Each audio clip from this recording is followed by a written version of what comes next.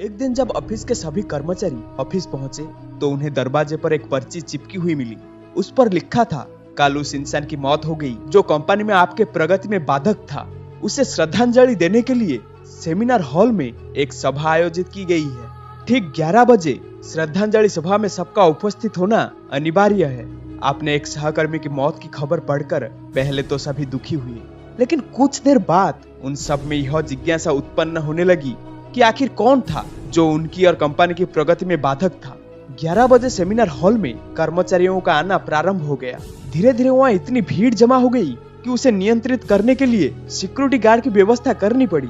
लोगों का आना लगातार जारी था। जैसे जैसे लोगों की भीड़ बढ़ती जा रही थी, सेमिनार हॉल में हलचल भी बढ़ती जा रही थी। सबके दिमाग में बस यही चल रहा था, आखिर वो कौन था जो कंपनी में मेरी प्रगति पर लगाम लगाने में तुला हुआ था। चलो, एक तरह से अच्छा ही हुआ कि वो मर गया। जैसे ही श्रद्धांजलि सभा प्रारंभ हुई, एक एक करके सभी उत्सुक और जिज्ञासु कर्मचारी कफन के पास जाने लगे। पास पहुंचकर जैसे ही वो कफन के अंदर झांकते, उनका चेहरा काला पड़ जाता था, मानो उन्हें सदमा सा लग गया हो। उस कफन के अंदर एक दर्पण रखा हुआ था। जो भी उसमें झांक कर देखता, उसे उसमें अपना ही अक्स नजर आता। उस दर्पण पर एक पर्ची भी चिपकी हुई थी, जिस पर कुछ ऐसा लिखा था जो सबकी आत्मा को झंझोड़ रहा था। केवल एक ही इंसान आपकी प्रगति में बाधक है, और वो आप खुद है। आप ही वो इंसान है जो अपने जीवन में क्रांति उत्पन्न कर सकते हैं। आप ही वो इंसान है जो अपनी खुशी, अपनी समझ और अपनी सफलता को प्रभावित कर सकता है। आप ही वो इंसान है जो अपनी खुद की मदद कर सकता है। आपका जीवन नहीं बदलता जब आपका वंश बदल जाता है।